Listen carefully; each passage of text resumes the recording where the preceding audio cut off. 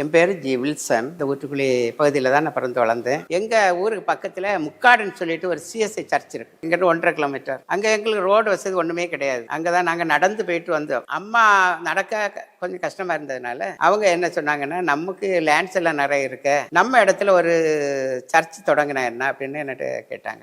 நம்ம செய்வோம் அப்படின்னு சொல்லிட்டு அடுத்த வாரமே எங்கள் வீட்டில் வச்சு ஒரு ப்ரேயர் மீட்டிங் தொடங்கினோம். இந்த சர்ச்சுக்கு பக்கத்துல உங்க வீடு? இந்த சர்ச் அப்போ இல்ல ஆனா இங்கதான் உங்க வீடு? எங்க சர்ச் பக்கத்துல என்ன வீடு.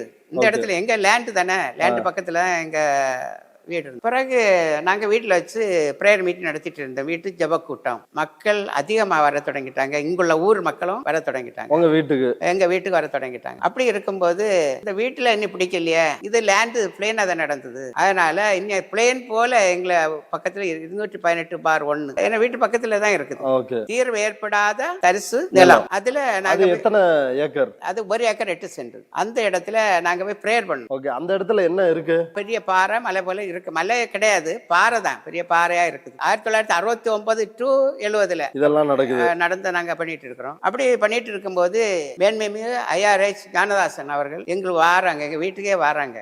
நடந்து வந்து அவங்க சொன்னாங்க, நாங்க ப்ரேயர் பண்ற இடத்த காமிச்சு கொடுத்தோம்.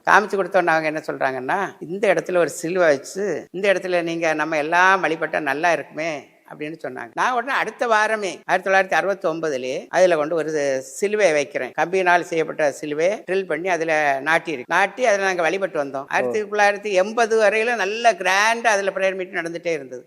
1980 எங்க சபை வளர்ச்சியை பிடிக்காத இந்து முன்னணியை சேர்ந்தவர்கள் ஒரு கோயில் இருக்கிறது, இங்க இருந்து ஒரு 3 கிலோமீட்டர் தள்ளி, அவங்க வந்து மத கலவரத்தை எப்படி தூண்டணும், இவங்க சர்ச்சு பிரேயர் நடக்க கூடாது அப்படி நோக்கத்துல அந்த இடத்துல வந்து நாங்க சிலுவை வச்சிருந்த சிலுவை எடுத்துட்டு போயிட்டாங்க. இரவோடு இரவா எடுத்துட்டு போயிட்டாங்க. தெரியாது உங்களுக்கு யாரு எடுத்தன்னு தெரியாது. என்னாலும் எங்களுக்கு சொன்னாங்க பக்கத்து. அது என்ன சைஸ்ல கட்டப்பட்டு இருந்துச்சு? இப்ப சிலுவை இரும்பு கம்பி தான், ஒரு 1.5 இன்ச் கம்பியில தான் சிலுவை அடிவுல வெல்ட் பண்ணி வச்சிருந்தோம்.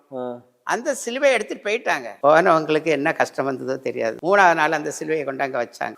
அவங்க வந்து RSS சார்ந்தவங்க. பிறகுதான் தெரியும் அவங்க தான் சர்ச்சை கோயிலை சேர்ந்தவங்களும் இவங்களும் எல்லாம் சேர்ந்துதான் செய்தாங்க. 1980 அவங்க வராங்க. இந்த கூட்டாளி மூடு சொல்லிட்டு அந்த மக்கள் வந்து இத பிரச்சனை பண்றாங்க. இந்த இடத்தை எப்படியும் குழப்பம். அது வேற ஊரா?